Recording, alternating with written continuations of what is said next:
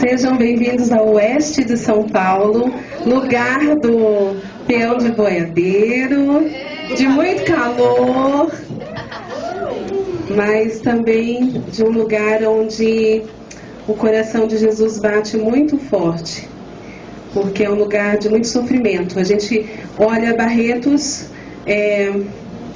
na parte civil, né, na parte da sociedade, e a gente vê a festa do peão, que é uma festa internacional. Mas quando a gente olha com o olhar humano, a gente vai perceber um coração chagado, aonde há muitos mártires ali, mártires pela doença do câncer. E então o hospital era conhecido como Hospital de Câncer de Barretos.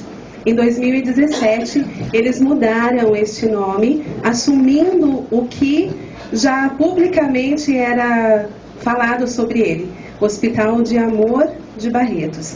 É assim então denominado. Eles trocaram a logo deles para essa logo atual, né, HA. E eles têm, a sede é em Barretos, mas eles têm unidades em vários outros lugares do Brasil. E tem também um trabalho internacional. Então, no alojamento, por exemplo, recebemos pacientes de alguns países da América Latina. Bom, nossa comunidade chama-se dedicada a Nossa Senhora do Cenáculo, porque a nossa diocese ela é do Divino Espírito Santo, Diocese do Divino Espírito Santo. Então, nossa comunidade, carinhosamente, é dedicada a Maria do Cenáculo, né? Vou mostrar aqui uma foto do dia que nós assumimos oficialmente, que foi 6 de maio de 2015. Aqui vocês estão vendo as 3 irmãs que assumimos. Então, a irmã Leila, a irmã Helena Pombo e eu, que assumimos a primeira comunidade de lá. Depois passaram algumas irmãs que contribuíram muito, cada uma com seus próprios dons. Então, tivemos lá a irmã Benedita, a irmã Eufrásia, a irmã Célia, que até hoje eu falei para ela, tem pacientes que voltam e perguntam da irmã Célia, foram até visitá-la em BH, né, com tanto carinho que eles têm as irmãs. Depois tivemos irmã Lúcia Maria, né, e depois vocês vão ver a minha comunidade atual, mais pra frente. Aqui nessa foto, então, Dom Milton Kenan Júnior. Aqui é a doutora Sila, ela e o esposo dela, doutor Paulo Prata, que são os fundadores do Hospital de Amor. Os dois eram oncologistas, né? E hoje, então, está na direção geral, que o doutor Paulo Prata já é falecido, o filho dele, que é o senhor Henrique Prata, que é esse daqui. Esse é o nosso capelão, que é o padre Túlio. Esses dois também, o padre Davis trabalhou um pouco conosco lá no início, que ele foi encardinado na nossa diocese, e o primeiro trabalho dele foi junto conosco no alojamento. Ele atendia todos os dias os doentes lá conosco. Hoje ele é pároco da paróquia Nossa Senhora Aparecida, que foi instituída a paróquia no último 8 de dezembro. Então ele é muito agradecido a nós irmãs pelo trabalho que ele pôde fazer, né, junto com os doentes lá conosco no início da chegada dele. E o padre Francisco, que atende no hospital dos pacientes paliativos. Então, nossa comunidade assumiu esses 3 pilares que dão embasamento para nós lá no nosso trabalho. A oração. Nós temos uma estrutura comunitária que possibilita amanhã, a parte da manhã, para as nossas orações. Então, adoração na clausura, né? Porque nossa casa, ela não é no alojamento. Nós temos uma casa, que é a nossa clausura, que é no centro da cidade, acho que 4 quilômetros mais ou menos, né, do alojamento. Então, é bem perto, mas não é no alojamento propriamente dito. Então nós fazemos de manhã, nós temos a nossa vida de oração, com adoração, e iniciamos o nosso trabalho dentro do hospital com a Santa Missa, todos os dias às 10 da manhã. Então é nosso primeiro ato, junto com os doentes, é a Santa Missa. E nós temos então como base Lucas, que fala para que a gente avance as águas mais profundas, porque sem a gente fazer o encontro com esse Jesus, não conseguimos suportar o rosto dele sofrido, né, tão dilacerado como nós temos lá, que o câncer provoca, né? O serviço, então, também, como a irmã apresentou na última apresentação de Caraguatatuba, também temos, né? Eu estava doente e cuidaste de mim, como essa base para o nosso trabalho, e a nossa oblação. Nisso temos conhecido o amor. Jesus deu sua vida por nós e nós também temos que dar a nossa vida. E eu quero dar um testemunho aqui de uma vez que eu estava na missa e era dia da transfiguração de Jesus. E o padre disse assim, eu quero que vocês façam a experiência de pedir essa graça a Jesus, de vê-lo transfigurado. Então depois da comunhão, eu estava ajoelhada e pedi isso para Jesus. Ai, Jesus, quero ver o Senhor transfigurado, me dê essa graça. E eu senti tocar no meu ombro. Quando eu abri os olhos, era um senhor, nosso paciente, e o padre até depois da missa falou assim, o que aquele doente foi atrás da senhora na hora da comunhão? Aí eu falei assim, padre, eu estava rezando para Jesus se mostrar para mim transfigurado. E era um paciente que tem um câncer no rosto, ele já não tem nariz, ele não tem parte da boca, e ele tem a pele toda carcomida, né, pelo câncer. E quando eu olhei aquele rosto, até tremo até agora, quando eu lembro, eu falei, Jesus, o Senhor é este. É difícil demais para mim, né? Mas eu falei para ele, daqui a pouquinho a gente conversa. Aí quando eu saí da missa, ele estava na porta da capela, me esperando. Ele usava a máscara, né, uma máscarazinha. Mas naquele momento que ele entrou na capela, ele estava sem máscara. Então eu vi que foi um sinal de Jesus para mim. E eu fui até ele, né, e Ricardo, o nome dele. Eu falei assim, oi, seu Ricardo. Irmã, me desculpa, a senhora estava na casa de Deus, mas eu vim falar para a senhora que eu cheguei. E o seu Ricardo ainda é vivo, não sei se as irmãs que passaram por lá devem lembrar dele. E até hoje, ele faz só um acompanhamento agora, porque ele não tem mais o que fazer, como resolver o câncer. Mas todas as vezes que ele vai a Barretos, ele vai até o alojamento para cumprimentar as irmãs. Foi uma das experiências mais dolorosas que eu já fiz ali. Fiz outras, mas essa sim, a maior delas, porque eu vi que Jesus tinha esse rosto sofrido. Bom, também nós nos embasamos no documento de Aparecida, que fala justamente de fazer Jesus conhecido àqueles que são feridos pelas adversidades. Então lá nós atendemos não só o paciente, mas também a sua família. Todos eles são provindos de regiões pobres, né, do norte, nordeste, centro-oeste do país, e também desses alguns países circunvizinhos que eu já falei.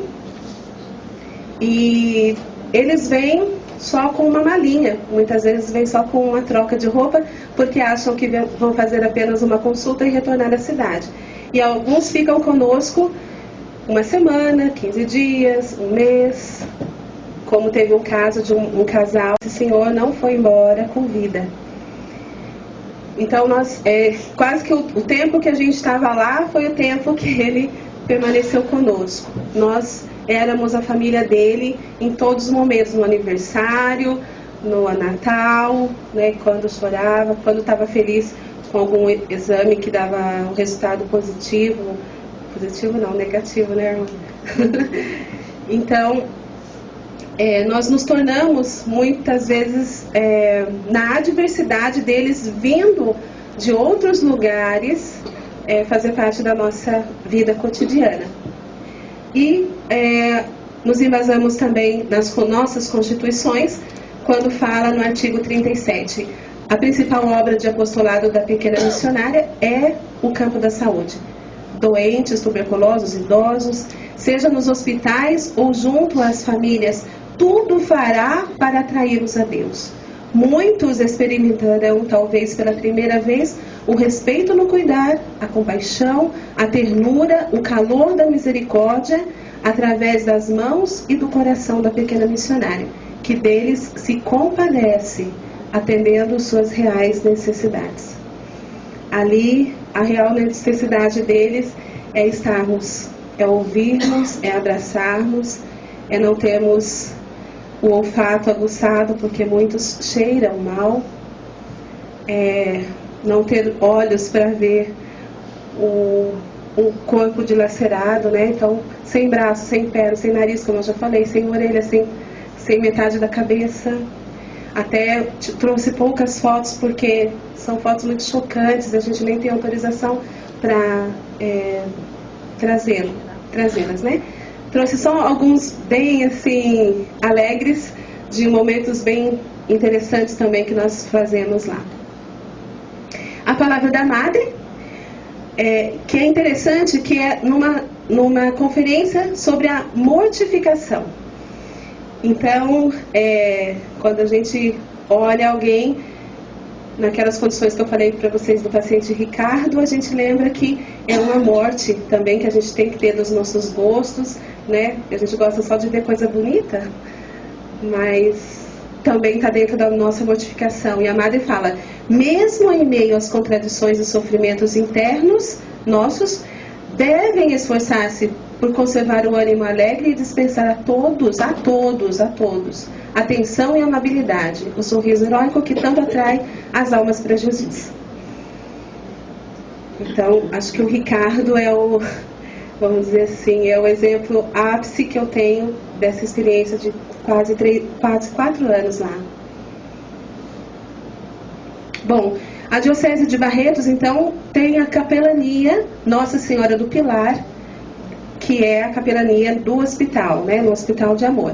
O hospital, ele tem, em Barretos, 3 unidades grandes, né? A unidade de internação clínica, cirúrgica ambulatorial adulto, a mesma estrutura para o infantil, a unidade de tratamento paliativo, que era o antigo hospital do Dr. Paulo Prata e doutora Sila, que depois, com o tempo, eles aprimoraram aquele hospital e equiparam para receber os pacientes já de longa permanência, né, o paliativo, e eles mantêm lá uma estrutura de uma equipe multiprofissional chamada Equipe da Dor, que eles vão fazer de tudo, né, para que a pessoa morra com dignidade e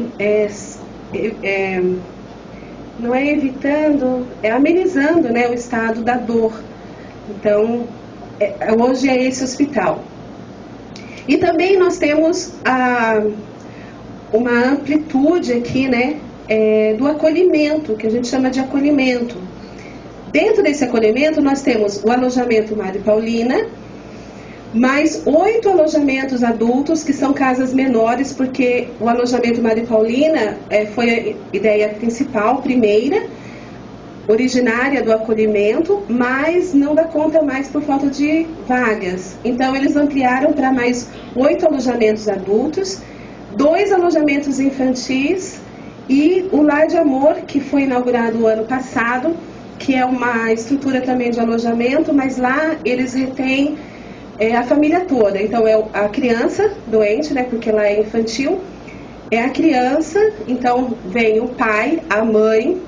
O pai recebe um lugar para o trabalho dentro do hospital, para manter a família ali.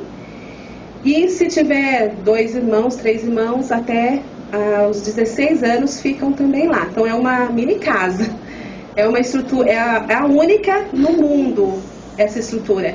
e ele recebeu uma parceria direto do Instituto Ronald McDonald, que é lá de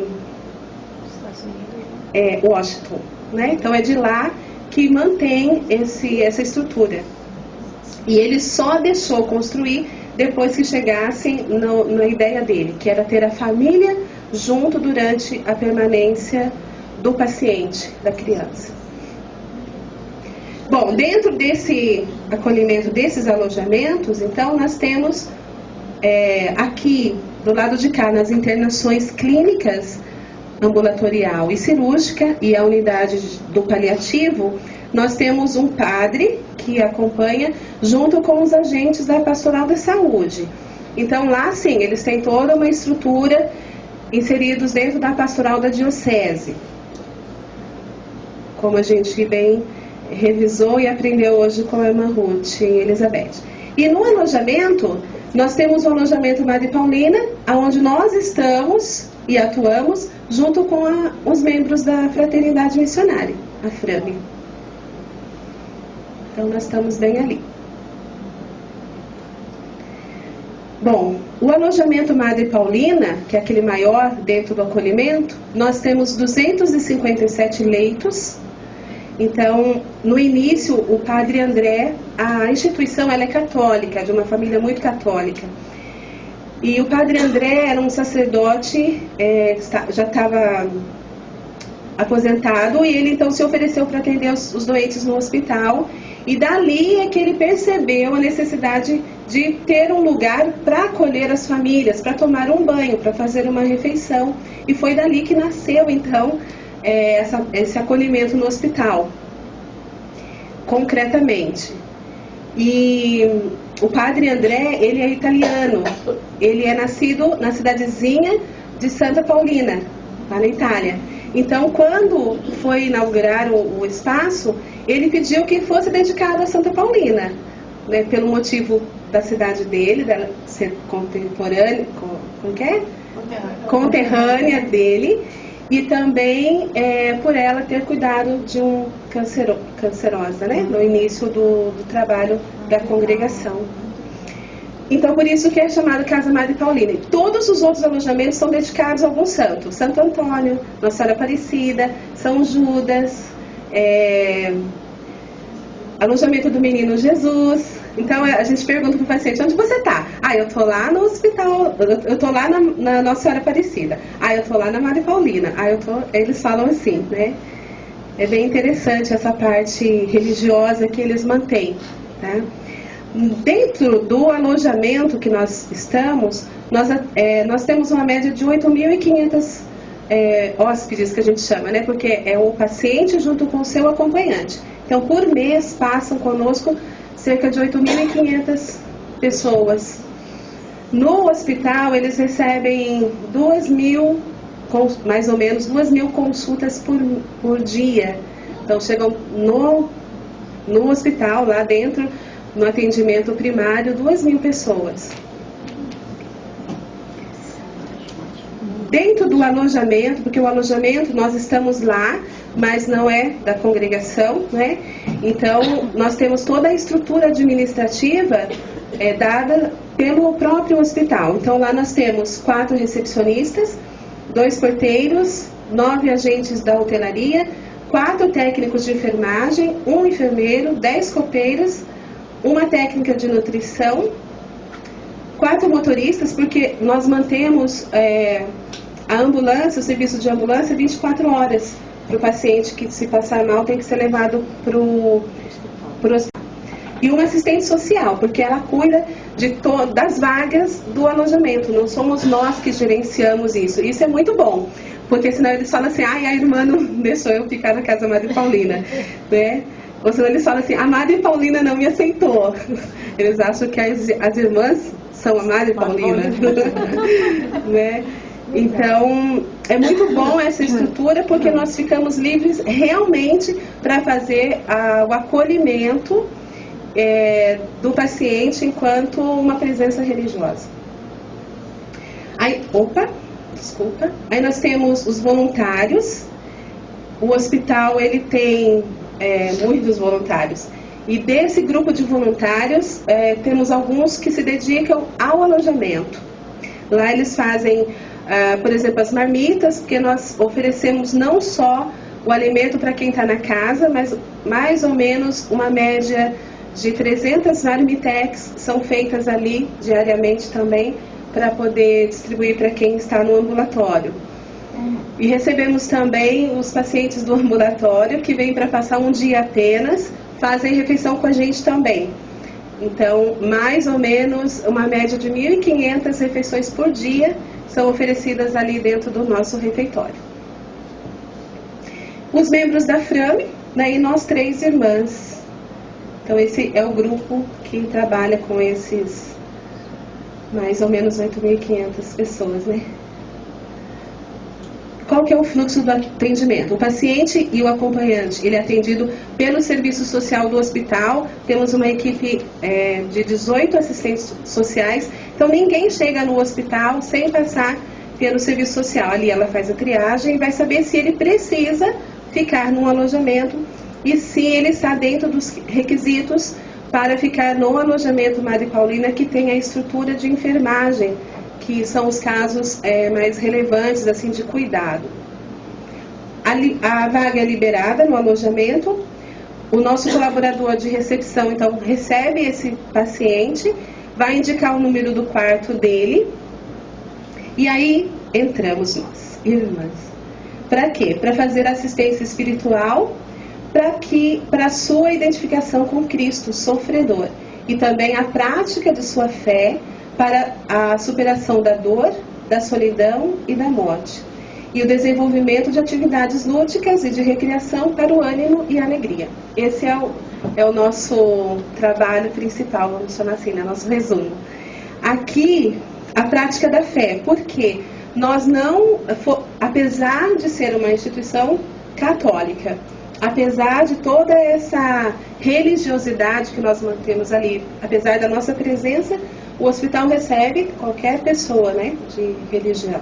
Nós tivemos até um muçulmano lá conosco. Acho que as irmãs estavam lá, a irmã Helena estava lá ainda, quando estava o muçulmano lá conosco. Ele era um imigrante, ele veio fugido, né, aqui para o Brasil.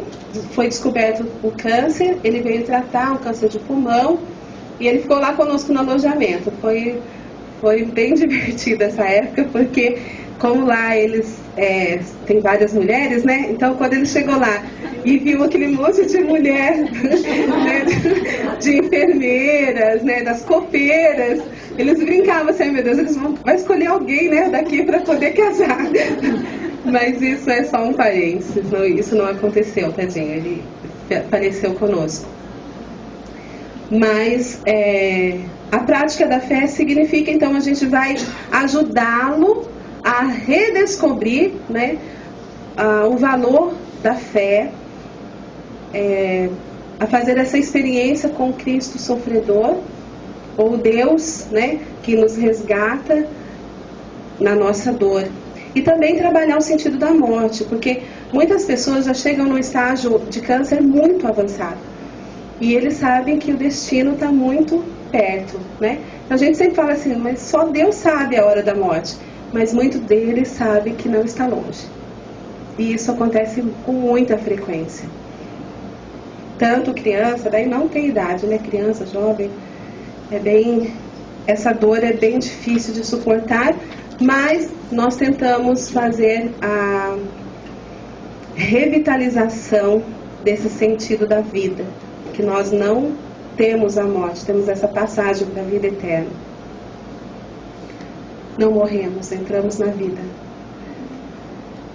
Quais as nossas principais atividades? Aqui eu enumerei, é difícil a gente enumerar porque não é assim certinho, né? Tudo acontece no emaranhado de situações. Mas, na parte de espiritualidade, então nós somos responsáveis pela missa, os cantos da missa diária no hospital, que é dentro da capela dedicada a Nossa Senhora do Pilar, lá dentro da internação. E aos domingos, a missa é no alojamento. Então, nós convidamos sempre as pessoas que estão ali circunvizinhas, né, para participar conosco. É uma média de 210, 220 pessoas que participam da missa dominical conosco. Todos doentes, seus acompanhantes, na maioria.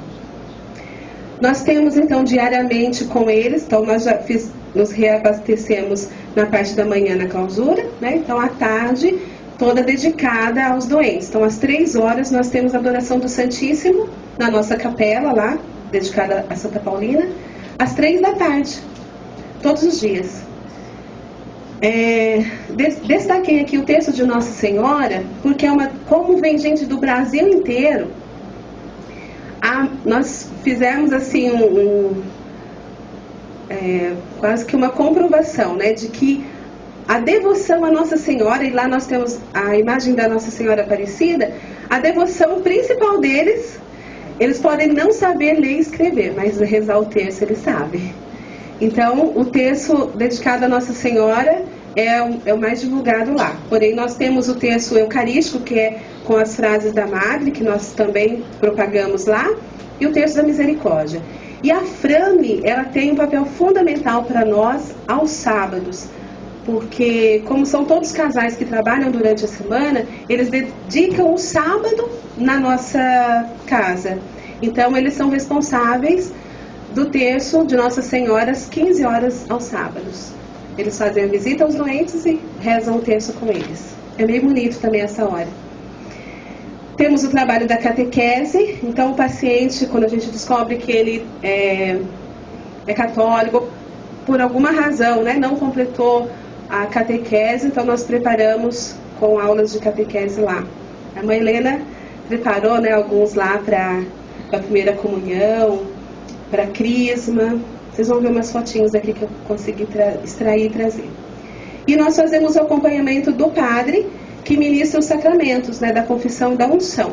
Como eu falei, no início nós tínhamos o padre Davis que atendia conosco, então era bem fácil, que a gente fazia visita, já colhia as informações, o padre, depois acompanhávamos o padre até os doentes. Hoje, como nós não temos um padre que fica conosco no alojamento, nós temos que, às vezes, até o Dom Milton, né, que é o bispo, às vezes ele mesmo vai lá para ministrar os sacramentos. E a gente tem isso, pelo menos uma vez por semana, o Dom Milton atende lá. A gente não coloca, fala assim que é o padre que vai, né, mas é o bispo que acaba indo, pelo carinho que ele tem aos doentes, né? Então hoje nós não temos esse sacerdote que atua lá, mas nós temos esse respaldo, graças a Deus.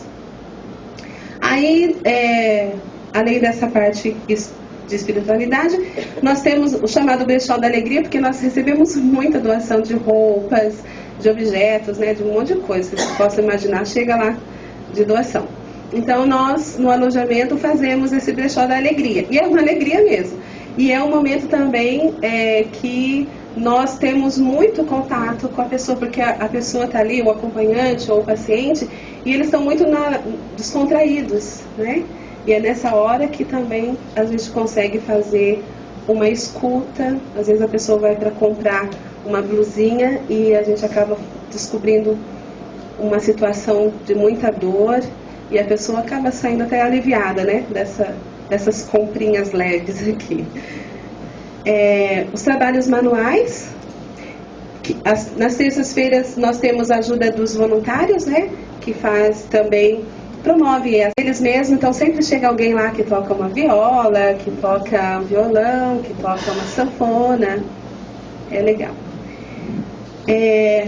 O acolhimento, então, como eu falei, de outras doutrinas, então se nós sabemos que aquele paciente, ele é de determinada religião, nós perguntamos a ele se ali em Barretos, ele sabe se ali em Barretos tem, tal.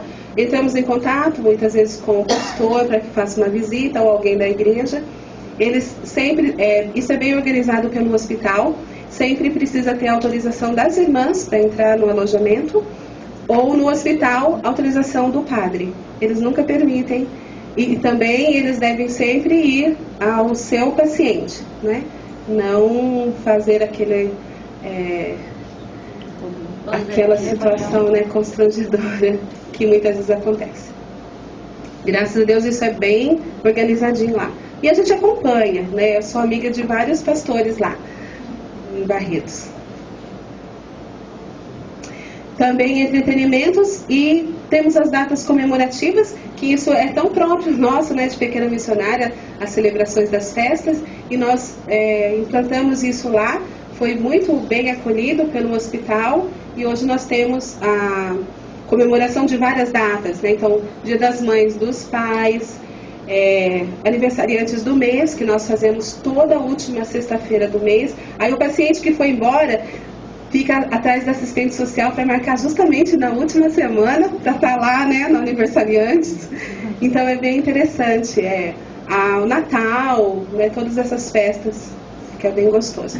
As fotos que vocês vão ver a seguir são alguns exemplos que eu pude trazer disso que eu já falei.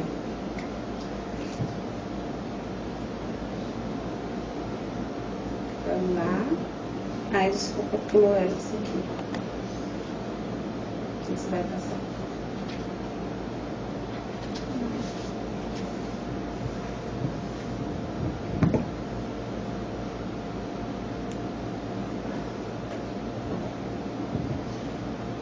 Então, olha, esse aí é um paciente que levou seu próprio instrumento para poder tocar lá um pouquinho, para descontrair. Ali é na sala de recepção, a gente tem um ambiente que consegue aglomerar, né? Então, ali são quebra-cabeças. Nós temos vários quadros dentro do alojamento, que são quebra-cabeças feitos por eles, então de 5.000 peças, de 4.000 peças. Ali é festa junina, esses são acompanhantes ajudando a gente. Ali é uma garotinha que fez a primeira comunhão no hospital infantil. Esse daqui foi um dia muito lindo, foram 6 crianças que fizeram a primeira comunhão no mesmo dia. Alguns já estão no céu. Essa é uma acompanhante, ficou conosco lá 8 meses. Deu tempo de fazer a primeira comunhão. Essa Juliana, ela foi batizada, ela fez a primeira comunhão, foi crismada. Ela ia se casar, mas hoje ela já está no céu, não deu tempo de casar. Aqui é na missa do Dia dos Pais. Então o padre deu uma bênção especial para todos os pais que estavam conosco. Esse Sandro, ele é um paciente que tem um tumor na cabeça, não era casado, aí foi atrás da documentação, se casou, graças a Deus está bem, né? Esse é o seu Hélio, esse aqui foi mais interessante, porque todo o alojamento se mobilizou, porque eles estavam juntos há mais de 50 anos, e ele já estava no estado muito, muito grave, e ela queria muito se casar. Ela tinha o sonho de vestir a roupa de noiva. Então, as voluntárias ajudaram, conseguimos até um bifezinho lá para eles, tapete vermelho na capela, foi bem interessante. Eles ganharam de presente do alojamento um quadro da Sagrada Família, levaram para casa. Eu creio que uns 2 meses depois ele faleceu em casa, né? Mas a alegria dela e a gratidão por ter ajudado a viver esse momento, né? Foi bem interessante. Ah, sim, os padrinhos foram nossos funcionários lá do alojamento. Eles se organizaram e aí o enfermeiro, copeira, fizeram os pares lá e foram os padrinhos. Foi bem interessante, bem bonito. Aqui, nossa estatística, então as visitas que nós fazemos é sempre dentro do alojamento. Eu peguei os últimos 3 anos, né? 2015 nós não fizemos estatística, porque nós estávamos até conhecendo, organizando um pouquinho. Então, parece muito, mas é pouco. Nós somos apenas 3 irmãs, né? Mas aqui a gente vê a quantidade, dá em média por dia umas 35, 40 visitas que a gente consegue fazer. Vocês imaginam, são 116 quartos, alguns são enfermaria. Não dá, a gente não consegue visitar todos os quartos num dia só. É impossível isso, né? Todos os dias eu peço para Jesus, a minha oração é essa: Jesus, me leva naquele que mais, todos estão precisando, mas me leva onde quem tiver mais precisando. E às vezes a gente não consegue sair de um quarto. As irmãs que passaram por lá, tem a irmã Célia aqui, a irmã Helena, né? Às vezes a gente vai até um dado interessante. Vamos para atender o paciente e atendemos o acompanhante. Porque o acompanhante está muito mais quebrado, né, na sua estrutura, no seu cansaço, de não poder fazer nada por aquele que está ali ao lado. Então, às vezes a gente vai para atender o paciente e acaba ficando no acompanhante, né? E aqui, então, para a gente ver, olha, uma estatística de 22 mil visitas que a gente fez em 2016. Nós temos as comunhões, né, que a gente faz. Por exemplo, se o paciente está no leito, a gente leva a comunhão no leito. E a gente conta também as comunhões da missa, da Santa Missa. Mas olha a diferença, né? De 22 mil visitas, nós temos 8 mil comunhões, né? Então a diferença é muito grande. Lógico que ali, nas visitas, a gente não separa os que são evangélicos ou, né, de outra denominação. Mas mesmo assim, aqui também nós tivemos esse aumento porque nesse ano, 2017, nós tivemos o padre lá. Então, como ele atendia muitas confissões, a comunhão elevou o número, né? Foi muito interessante isso. Aí depois, esse ano, ele saiu, diminuiu um pouquinho, né? Caiu um pouquinho ali. Mas mesmo assim, ainda a gente está numa crescente, graças a Deus.